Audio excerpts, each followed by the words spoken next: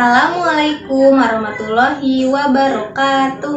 Selamat pagi anak-anak. Jumpa lagi bersama saya, Ibu Viola. Bagaimana kabarnya hari ini? Ibu harap kalian semua dalam keadaan sehat selalu dan tetap semangat walau belajar dari rumah.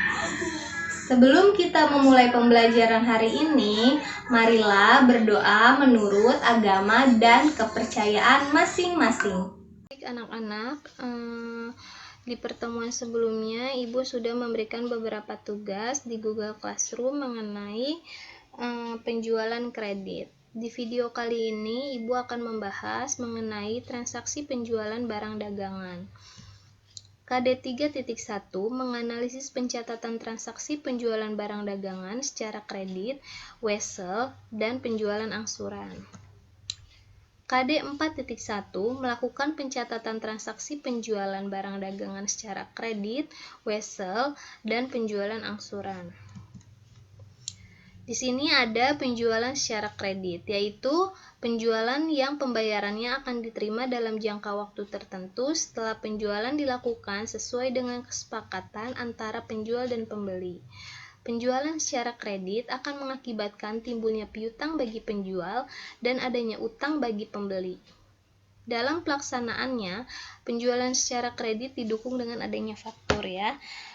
Faktur kalian pasti sudah tahu ya. Faktur adalah bukti transaksi pembelian atau penjualan barang dagangan dengan sistem kredit.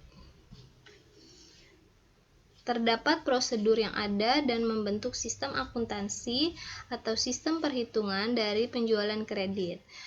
Yang pertama, prosedur order penjualan, di mana penjual akan menerima order atau permintaan dari pembeli dan menambah surat penting pada surat order atau permintaan. Yang kedua, prosedur persetujuan kredit yang meminta persetujuan akan penjualan kredit kepada pembeli. Yang ketiga, prosedur pengiriman yang meliputi pengiriman barang.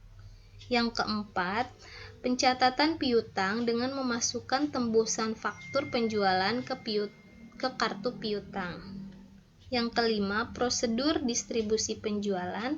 Dan yang keenam, pencatatan harga pokok penjualan dalam periode tertentu. Pencatatan penjualan barang dagangan secara kredit. Nah, pada saat terjadinya penjualan, maka perusahaan akan mendebitnya sebagai piutang dagang. Maka pencatatan dalam jurnalnya piutang dagang didebit dan penjualan barang dagangan dikredit. Contoh, pada tanggal 1 Desember 2017, PD Merpati menjual barang dagangan kepada toko makmur dengan jumlah sebesar 20 juta rupiah dengan syarat pembayaran N/30. Berdasarkan data tersebut, maka PD Merpati mencatat penjualannya sebagai berikut ya. Tanggal 1 Desember 2017, piutang dagangnya sebesar 20 juta rupiah dan penjualannya sebesar 20 juta rupiah. Yang kedua, saat terjadinya retur ya. Retur itu apa sih? Ya, retur itu merupakan pembatalan atas penjualan yang telah dilakukan oleh perusahaan, baik sebagian maupun seluruhnya ya. Catatan retur penjualan dalam jurnal yaitu sebagai berikut. Retur penjualan didebit ya, dan piutang dagangnya dikredit. Contoh, pada tanggal 1 Desember 2017, PD Jaya menjual barang dagangan kepada toko Lancar sebesar 30 juta rupiah dengan syarat 2/10 N/30. Pada tanggal 2 Desember, toko Lancar mengembalikan barang dagangan sebesar 300.000 rupiah karena tidak sesuai dengan pesanan. Maka jurnal yang dicatat oleh PD Jaya pada tanggal 2 Desember 2017 yaitu sebagai berikut. Ya. 2 Desember 2017 retur penjualannya sebesar Rp300.000 dan piutang dagangnya sebesar Rp300.000. Yang ketiga, pelunasan penjualan kredit. Ya. Biasanya pada pelunasan penjualan kredit, perusahaan itu memberikan potongan penjualan agar para pelanggannya itu melakukan pembayarannya secara cepat ya. Pencatatan potongan penjualan dalam jurnal sebagai berikut. Kasnya di debit, potongan penjualannya juga di debit, dan piutang dagangnya di kredit. Contoh, pada tanggal 15 Oktober, PD Maju menjual barang kepada Toko Sejahtera sebanyak 10 unit tas dengan harga Rp250.000 per unitnya dengan syarat 2/10N/30 pada tanggal 22 Oktober, Toko Sejahtera melakukan pelunasan. Masih ingat ya, apa sih yang dimaksud 2/10N/30 itu? Artinya akan mendapatkan potongan 2% jika pembayaran dilakukan dalam jangka waktu 10 hari setelah transaksi dan pembayaran paling lambat dilakukan dalam 30 hari. Ya, berdasarkan transaksi tersebut, maka jurnal yang dibuat oleh PD Maju yaitu sebagai berikut ya. Nah, ini harga penjualannya 10 dikali 250.000 hasilnya Rp2.500.000. 10 ini 10 unit ya, maksudnya 250.000 dari harga per unitnya ya. Kemudian potongan karena membayar dalam jangka waktu tidak lebih dari 10 hari, maka mendapatkan potongan 2% ya. 2% dikali Rp2.500.000 hasilnya Rp500.000. Maka jurnalnya sebagai berikut. Piutang dagangnya itu kan Rp2.500.000 ya. Maka kasnya itu Rp2.450.000 dan potongan penjualannya itu Rp50.000 ya. Berikut contoh catatan jurnal ya secara kredit pada perusahaan yang kena pajak dengan metode fisik. Yang pertama, pada saat penjualan ya. Tanggal 1 November 2017, PD Merpati menjual barang dagangan kepada Toko Makmur dengan jumlah sebesar Rp30 juta.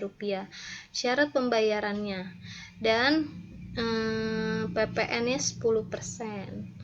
Jadi tanggal 1 November 2017 piutang dagangnya itu sebesar Rp33 juta ya. Ini kalian hitung dulu penjualannya itu kan di sini menjual barang dagangan kepada Toko Makmur sebesar Rp30 juta. Penjualan Rp30 juta, PPN keluaran Rp3 juta dari Rp30 juta dikali dengan 10% ya, hasilnya Rp3 juta. Maka piutang dagangnya Rp33 juta. Kemudian yang kedua, saat terjadinya retur ya. Pada tanggal 1 November 2017, PD Merpati menjual barang dagangan kepada Toko Makmur dengan jumlah sebesar Rp30 juta. Syarat pembayaran N/30 dan PPN 10%. Pada tanggal 5 November 2017, Toko Makmur mengembalikan barang karena tidak sesuai pesanan sebesar Rp3 juta. Maka berdasarkan data yang ada di atas, PD Merpati mencatat retur penjualan yaitu PPN keluaran 10% dikali Rp3 juta ya. Hasilnya Rp300.000. Maka jurnal yang dibuat yaitu tanggal 5 November 2017 retur penjualan Rp3 juta, PPN keluaran Rp300.000 dan piutang dagangnya Rp3.300.000. Penjualan dengan wesel. Penjualan yang terjadi tidak hanya dilakukan secara kredit, akan tetapi dilakukan dengan wesel, ya, di mana ada kalanya perusahaan yang menjual barang dagang menerima wesel tagih sebagai alat pembayaran. Hal ini biasanya terjadi pada syarat pembayaran yang disetujui lebih panjang dari syarat pembayaran piutang dagang biasa yang sekitar hanya 30-60 hari. Pengertian dari surat wesel adalah surat perintah dari seseorang, suatu badan yang berpiutang, untuk membayar suatu jumlah harga tertentu pada tanggal tertentu kepada seseorang, suatu badan tertentu yang berutang. Pengakuan piutang wesel. Yang pertama, bersamaan dengan transaksi penjualan kredit menjadi piutang wesel, pemberian pinjaman uang kepada piutang wesel, dan yang terakhir karena perubahan dari piutang dagang menjadi piutang wesel. Beberapa macam-macam wesel. Yang pertama wesel umum, yang kedua wesel atas penerbit sendiri, ketiga wesel pengganti penerbit, keempat wesel untuk perhitungan pihak ketiga, kelima wesel inkasso, dan yang keenam wesel berdomisili. Catatan piutang wesel dari penjualan kredit itu umumnya sama dengan penjualan kredit, ya. Perbedaannya terletak pada akun yang digunakan untuk mencatat piutang tersebut, di mana jika pada penjualan kredit dicatat pada debit adalah piutang dagang, kalau pada wesel itu dicatatnya piutang wesel. Contoh, pada tanggal 1 November 2018, PT Muara menjual barang kepada PT Kedu seharga 20 juta rupiah dan transaksi tersebut diperkuat dengan surat wesel yang disetujui PT Kedu dengan nilai nominal Rp20.200.000 dan berjangka waktu 3 bulan. Maka jurnal yang dibuat oleh PT Muara sebagai berikut. 1 November 2017 piutang weselnya itu sebesar Rp20.200.000 dan penjualannya Rp20.200.000. Selanjutnya pelunasan wesel.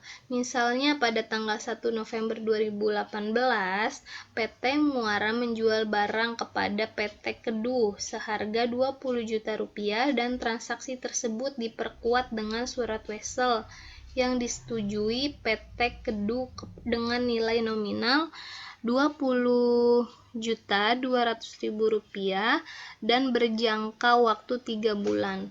Pada tanggal 1 Februari 2018, PT Kedu melunasi piutangnya. Mencatat jurnalnya sebagai berikut. 1 Februari 2018, kasnya sejumlah Rp20.200.000 dan piutang weselnya Rp20.200.000. Oke anak-anak, cukup sekian pembelajaran hari ini. Semoga bermanfaat. Tetap semangat selalu ya anak-anak dan jaga kesehatan. Wassalamualaikum warahmatullahi wabarakatuh.